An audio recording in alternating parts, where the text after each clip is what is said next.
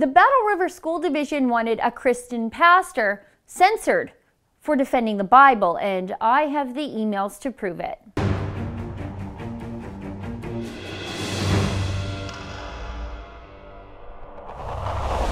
Last week, I brought you an important update in the ongoing saga of the Battle River School Division and its dispute with Cornerstone Christian Academy here in Alberta. We've been following this story since the very beginning. The school board chair, a woman named Lori Scory, sent a letter to Cornerstone telling the administration that they can no longer teach portions of the Bible that she determines to be offensive. You can see all of our coverage about the Battle River School Division at therealbigots.ca. And last week I told you how, through access to information, I became aware of an email where the board chair, Lori Scory, had actually called the police to make a complaint about hurt feelings, claiming she had been the subject of written and verbal backlash because we told the world that she was playing homemade theologian and using her powerful position on the school board to do it. It was hilarious and frightening all at once that these powerful elected officials think that when they're subject to scrutiny from the general public, their best option for recourse is to use the strong arm of the state to shut their critics up. Well, today I get to bring you yet another email exchange from the authoritarians on the Battle River School Division board. This time, when a Christian pastor associated with Cornerstone Christian Academy expressed private disagreement with what the school board was doing and the board accidentally found out, the school board wanted him shut up too. In the midst of this big censorship scandal, Pastor Mark with the Cornerstone Christian Academy Society, now that's the governing body of the school itself, sent an email to the spokeswoman for the school, a lady named Deanna Margle. His email addresses the fact that Cornerstone thinks they've come to some sort of agreement with the school board to have the school board leave them alone. But the pastor knows that they also have a meeting on the following Monday with Lori Scory, and that meeting might not go very well. The email, though, is hopeful about a good resolution to this big, ugly mess.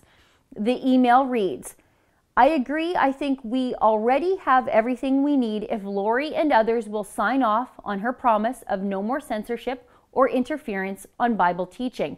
We took out the bad words that got them all worked up, get it all written up and signed up, and I think I have all I need to be content. Mark." And then Mark says, "Looking forward to seeing which Lori we get Monday morning. Scared Lori or mad Lori? I like scared Lori better." Now, this is a pretty agreeable email. The problem is Pastor Mark CC'd the school board vice chair on this private email. Oh my goodness. What a mess, accidentally. The vice chair, Lori Sittler, didn't like that very much, that the pastor was being critical of the behavior of the other Lori Scory. I know, it's a mess. It's really confusing. There are a lot of Loris to try to keep track of here. Sittler didn't like that the pastor preferred scared Scory over mad Scory. When the pastor realized what he had done, that he had accidentally sent the email to the school board too, the pastor was very apologetic and tried to explain himself. He wrote an email that says, "The Lori I was mentioning was Lori Scory, not you.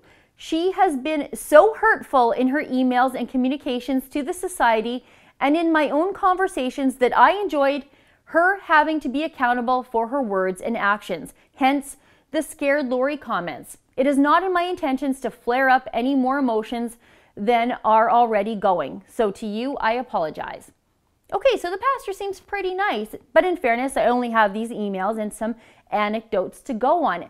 And I know he's been dealing with malicious people who've been insinuating that he's hateful for teaching the Bible. He's a lot nicer to these people than I would have been. But what did his kindness get him? Absolutely nothing. In fact, the cloistered marms down on the school board wanted this pastor punished for wanting to see Scory accountable for her words and actions. Look at this email from Lori Sittler to the other school board members. It reads, "This situation has been bothering me all day. I am very concerned that a local community pastor takes pleasure in seeing individuals in uncomfortable situations. I would suspect that he is subject to a code of ethics due to his position as a pastor. his comments, in my mind, would constitute a breach. This man holds a position of influence not only with community members, but also with students. Wow, they think the pastor expressing disagreement with censorship of the Bible was a breach of his code of ethics. Are they crazy? They wanted to file an ethics complaint against a pastor because the pastor wanted to see the woman who is censoring the Bible held accountable in the public eye for what she was doing. And an ethics complaint. To whom?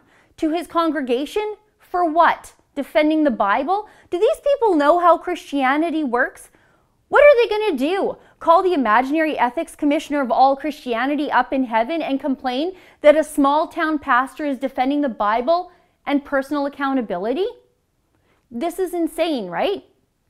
It's unbelievable. Frankly, I'd have a problem with this pastor myself if he wasn't upset that the school board was picking and choosing what Bible verses the school could teach at a Christian school.